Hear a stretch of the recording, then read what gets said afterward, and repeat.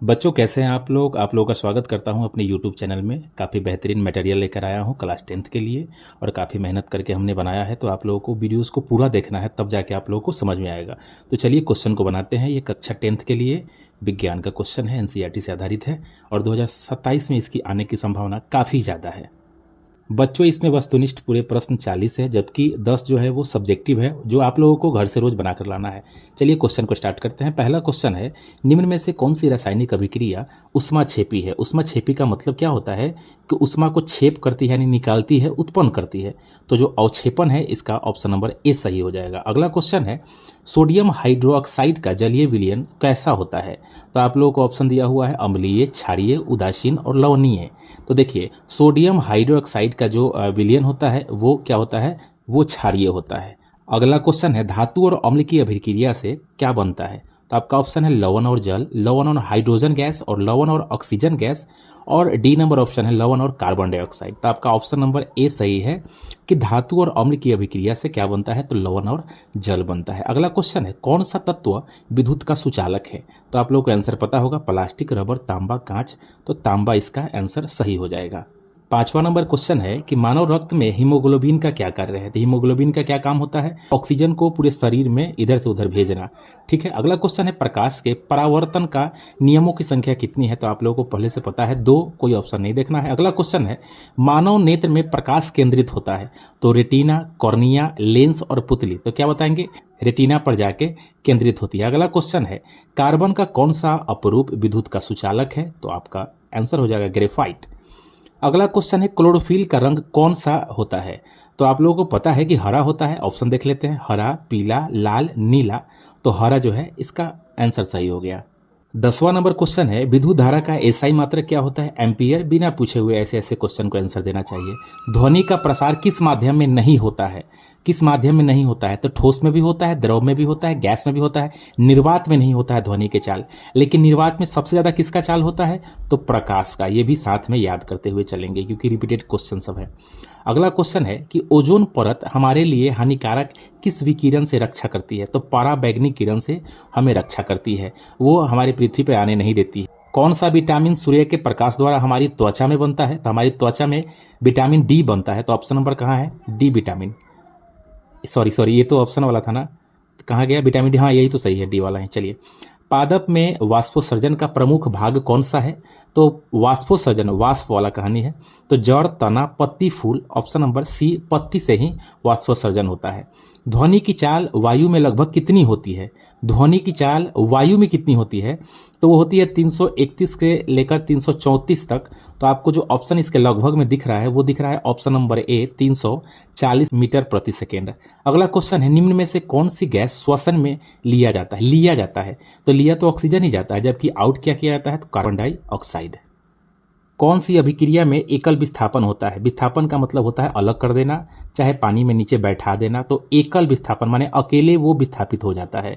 यानी अगर हम लोहा को एक पानी में उसको घोलेंगे और चीनी को भी घोलेंगे तो चीनी घुल जाएगा, जबकि लोहा का जो कण होगा नीचे बैठ जाएगा। तो ये भी एकल विस्थापन हो सकता है। तो इसमें जो ऑप्शन है, ऑप्शन नंबर डी सही रहेगा। फेरस यानी कि लोहा से जब कॉपर सल्फेट को हम लोग जब करेंगे तो ये बनेगा। अगला क्वेश्चन है, निम्न में से कौन सा नवीकरणीय संसाधन। नवीकरणीय का मतलब फिर से उपजाया जा सकता है, उपजाया मतलब फिर से उसको लाया जा सकता है। तो कोयला तो नहीं, इसका भंडार सीमित है, ये खत्म हो जाएगा। पेट्रोलियम, ये भी अभी दिक्कत चल रहा है। सौर ऊर्जा और प्राकृतिक गैस जो दिख रहा है, तो प्राकृतिक गैस भी खत्म हो सकता है, लेकिन सौर ऊर्जा खत्म ये भी हो सकता है, वो दुनिया का कोई बात नहीं है। लेकिन इस ऑप्शन में ये जो है सटीक है, यानी कि सौर ऊर्जा खत्म नहीं होगा। जब तक जीवन रहेगा तब तक सौर ऊर्जा रहेगा। अगला क्वेश्चन है, पाचन की प्रक्रिया मुख्यतः होती है। तो पाचन की प्रक्रिया आप लोग पढ़े होंगे कि खाने में जो स्टार्च होता है, यानी जब हम रोटी खाते हैं तो रोटी का जो पपड़ा होता है ऊपर का, वो मुंह से ही गलना स्टार्ट हो जाता है। तो पहला पाचन मुख से ही स्टार्ट हो जाता है और धीरे धीरे पेट में एंजाइम में जाता है तो ठीक होता है, यानी पचता है। अगला क्वेश्चन है, तंत्रिका तंत्र की मौलिक इकाई क्या है। तंत्रिका तंत्र यानी माथा में एक कोशिकीय कोई चीज होता है, गुद्दा होता है माथा में। तो आपसे ये भी कह सकता है कि आपके जो ये दिमाग में जो एक जो पार्ट होता है, कोशिका होती है, वो कितने कोशिका से बनी है, तो एक कोशिका से बनी है। तो उसका नाम क्या है, तो न्यूरॉन। ठीक है। अगला क्वेश्चन है, फोटोसिंथेसिस की क्रिया मुख्यतः किस में होती है? तो जड़ में होती है? नहीं, जड़ तो मट्टी के अंदर होता है, क्योंकि आप लोगों को पता है फोटोसिंथेसिस का मतलब होता है प्रकाश संश्लेषण, और वो होता है प्रकाश सूरज के प्रकाश और हवा और पानी सबसे मिलकर होता है, और हरित लवक से सब मिलके होता है। तो जड़ में होता है तो नहीं, पत्ते में तो नहीं, फूल में तो नहीं, तो पत्ती के हरित लवक में यानी पत्ता में जो हरा कलर जो होता है वही जो होता है वो कारण होता है फोटोसिंथेसिस का। आप लोग क्रॉटन का पेड़ देखे होंगे जिसके पत्ता में कहीं कहीं पीला होता है, तो अच्छा से हरित लवक का जो है प्रक्रिया नहीं कर पाता, इसलिए वैसा होता है। अगला क्वेश्चन है, धातु ऑक्साइड प्लस जल किस में बदलता है? किस में बदलता है? तो अभी कुछ देर पहले हम लोग पढ़े हैं लवण में। अगला क्वेश्चन है, कौन सा अम्ल नींबू में पाया जाता है? तो साइट्रिक चाहे सिट्रिक अम्ल जो है वही पाया जाता है नींबू में। तो एसिटिक अम्ल, साइट्रिक अम्ल, टार्टरिक अम्ल और हाइड्रोक्लोरिक अम्ल। HCl, ये इसको HCl बोलते हैं। ये एसिटिक अम्ल HNO3, जबकि टार्टरिक अम्ल इमली में पाया जाता है, और साइट्रिक अम्ल जो है वो मतलब थोड़ा मीठा खट्टा वाला जो स्वाद वाला जो फल होता है उसमें होता है।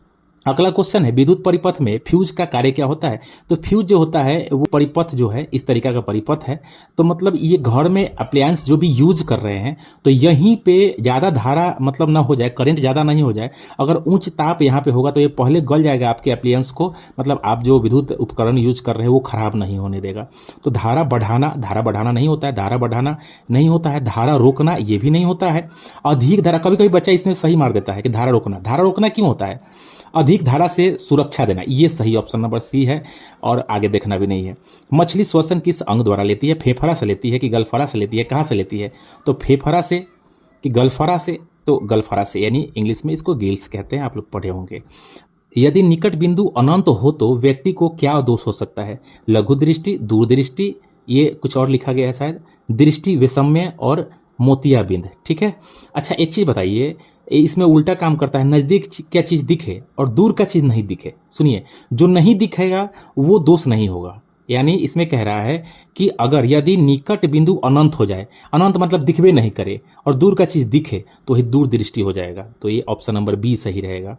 रक्त शर्करा नियंत्रित करने वाला हार्मोन कौन सा है? रक्त शर्करा यानी कि जो चीनी उनी का जो बीमारी होता है उसको रोकना, मतलब ये बढ़ जाने से क्या होता है, तो इंसुलिन उसको रोकता है, इसी के कारण से मधुमेह रोग भी होता है। कौन सा जंतु उभयचर है? उभयचर का मतलब होता है पानी में भी रहे और जमीन पर भी रहे। तो पानी में छिपकली जो है ये तो पानी में रहता ही नहीं है। मेढक पानी में रहता है, ऊपर भी रहता है। ये फेफड़ा से मतलब स्किन से भी सांस ले सकता है, पानी में रहेगा, और बाहर जब रहेगा तो गलफरा से सांस ले लेगा। अगला सांप है, मगरमच्छ है। तो यही जो सही है ऑप्शन नंबर बी। पिंड दर्पण सदैव बनाते हैं, इसका मतलब अलग है। देखिए, पिंड दर्पण मतलब ऐसा कौन दर्पण है, इसमें आंसर आप नहीं दे सकते हैं क्योंकि पिंड दर्पण पूछ रहा है।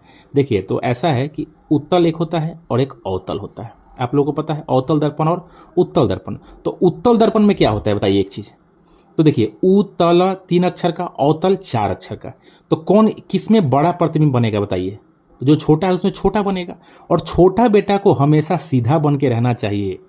भले वो बाहर में जाके वो दिक्कत करे, लेकिन अपने आप को किसी के सामने मतलब अपने आप को अच्छा बनाए रखना, यानी सीधा बन के रहेगा। तो अवतल दर्पण का मतलब उत्तल दर्पण का हमेशा सीधा प्रतिबिंब बनेगा, भले बाहर में वो काल्पनिक काहे नहीं हो, और आभासी बनेगा। आभासी दोनों में रहता है। आभास का मतलब क्या होता है, किसी भी चीज को जब हम देखते हैं तो वो तो मुझे रियल वहां दिखाई नहीं दे रहा है ना दर्पण में, तो आभासी है। और अवतल दर्पण के क्या हो जाएगा, बड़ा है तो वस्तु से बड़ा करके दिखाएगा और आभासी बनाएगा, जबकि वास्तविक बनाएगा। अगला क्वेश्चन है कि मतलब इसका आंसर नहीं हो सकता है, ऐसे ही दिया हुआ है समझने के लिए।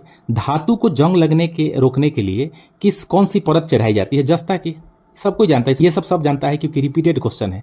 कौन सा ऊतक पौधों में भोजन का परिवहन करता है? तो भोजन का जो परिवहन करता है वो फ्लोएम करता है, जबकि पानी का कौन करता है बताइएगा आप लोग? पानी का जाइलम करता है। अगला क्वेश्चन है, शुष्क सेल का उर्वरता जो है EMF लगभग कितनी होती है? देखिए, शुष्क सेल का मतलब क्या होता है, नॉर्मल सेल में हम लोग H2SO4 डालते हैं, इसमें पानी रहता है, ठीक है, लिक्विड रहता है। जबकि शुष्क सेल में ऐसा लिक्विड डाला जाता है, अमोनियम क्लोराइड डाला जाता है, उसका लेप यानी उसका पेस्ट डाला जाता है, थोड़ा हल्का गीला रहता है, और ये जब डिस्चार्ज हो जाए तो इसको फिर से क्या किया जा सकता है, चार्ज किया जा सकता है, इसको भी चार्ज किया जा सकता है। लेकिन ये जो बैटरी है ये हम लोग मतलब छोटा छोटा पार्ट में हम लोग कहीं यूज करते हैं, ठीक है। तो शुष्क सेल का जो होता है वो 1.5 वोल्ट का होता है।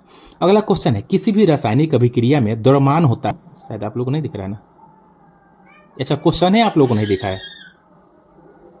यहाँ से क्वेश्चन देख लीजिए, किसी भी रासायनिक अभिक्रिया में द्रव्यमान होता क्या है? द्रव्यमान बढ़ता है। अगला क्वेश्चन है, मानव शरीर में ऑक्सीजन और कार्बन डाइऑक्साइड का आदान प्रदान होता है फेफड़ों के वायु के। फेफड़ा क्या होता है? देखिए, ये मनुष्य का शरीर हो गया, ठीक है, और यहाँ फेफड़ा है, और उस फेफड़ा में छोटी छोटी जो चीज़ बना हुआ है जो आदान प्रदान करता है ऑक्सीजन को फट से ले लेगा, फिर कार्बन डाइऑक्साइड को भेज देगा छोड़ने के लिए।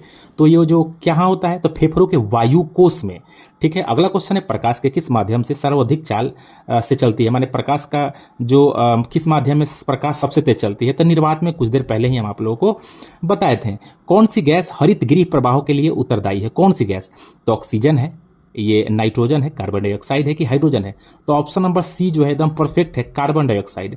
ये पृथ्वी के जो टेम्परेचर है उसको बना के रखता है। पृथ्वी पर जो भी प्रकाश आती है सूर्य के द्वारा, उसे मीथेन और कार्बन डाइऑक्साइड उसको नॉर्मल रखता है, नहीं तो -18 डिग्री सेल्सियस से भी ज़्यादा हो जाएगा, और ठंडी ज़्यादा होने के कारण आपको पता है क्या क्या होगा। अगर यही हरित लवक जो है, हरित लवक बोल रहे हैं, अगर यही हरित गृह प्रभाव ज़्यादा बढ़ जाएगा तो ग्लोबल वार्मिंग हो जाएगा और गर्मी ज़्यादा हो जाएगा, सूखा पड़ने लगेगा, इस तरीका का जो भी चीज़ होने लगेगा। धातुओं की तन्यता, तन्यता का मतलब क्या होता है? डक्टिलिटी का मतलब क्या होता है? खींचना, उसको खींच के तार बनाना। तो लोहा को ज़्यादा दूर तक तार बना सकते हैं कि सोना को? तो सोना को। तो तन्यता सोना का ज़्यादा होगा कि लोहा का? तो तन्यता किसका हुआ? तो सोना का हुआ। तो तार खींचा जा सकता है, उसी को हम लोग डक्टिलिटी कहते हैं। अगला क्वेश्चन है, कौन सी अभिक्रिया त्वरित तथा उष्माक्षेपी होती है? उष्माक्षेपी मतलब उष्मा को उत्पन्न करती है। तो देखिए, दहन, जब आग लगेगा तो उष्मा उत्पन्न होगा, कि जंग लगेगा तब होगा, कि तटस्थीकरण होगा, कि प्रकाश संश्लेषण होगा? तो सुनिए, प्रकाश संश्लेषण में भी होता है, लेकिन ऑप्शन जो है दहन से ही सबसे ज़्यादा जो है उष्माक्षेपी अभिक्रिया होती है। चलिए अगला क्वेश्चन है, जल संरक्षण के लिए निम्न में से कौन सा उपाय उचित है? तो नलों को खुला छोड़ना, वर्षा जल संचयन, वर्षा का जल, यही तो हो गया ऑप्शन नंबर बी। पहले दूसरा देखना है, कौन सा पोषक तत्व पौधों के जड़ों को विकास करता है? पौधे के जड़ को विकास करने का काम फास्फोरस और पोटेशियम दोनों करता है, लेकिन इन दोनों में से एक ही ऑप्शन मानना है, तो फास्फोरस आपको सही होता है। तो बच्चों, आप लोगों को हमेशा ध्यान से पढ़ना है, क्योंकि इसी क्वेश्चन से आगे नौकरी भी होती है, ठीक है। तो आराम से आप लोगों को पढ़ना है। बाकी आप लोगों के सामने थोड़ा जूम आउट कर देते हैं। ये सारे क्वेश्चन हैं आप लोगों को HW के लिए, आप लोगों को ये पढ़ना है और इसका क्वेश्चन को बनाना है। ये 10 क्वेश्चन है सब्जेक्टिव, और इसको बढ़िया से बना के अपना फेयर कॉपी में रखना है, और मेरा जो व्हाट्सएप ग्रुप है उसमें आप लोगों को इसका जवाब देना है। आप लोगों को यह क्लास कैसा लगा आप लोग जरूर बताइएगा। और सबसे बड़ी चीज़ कि जो बच्चे अभी से ही तैयारी कर दिए हैं तो एज ए प्रैक्टिस इसको लेना है। लेकिन कुछ जो बच्चे जो है जो रट के पास करेंगे तो अभी वीडियो मेरा देखेंगे नहीं, वो देखेंगे एकदम एग्जाम के अंतिम महीने में, तो वो बस रट लेंगे, उनका काम हो जाएगा और अच्छा खासा मार्क्स आ जाएगा। अभी जो हमने क्लास कराया है इसी में से आपको 15 क्वेश्चन आएंगे, लेकिन आपको 10 सेट मरवाएंगे, एक भी प्रश्न अलग से नहीं रहेगा। बच्चों, आज के लिए इतना ही, फिर से मिलते हैं अगले वीडियो में अगले सेट को लेकर। आप लोग बस वीडियो पर प्यार बनाइएगा, जरूर अच्छा करके देंगे। धन्यवाद।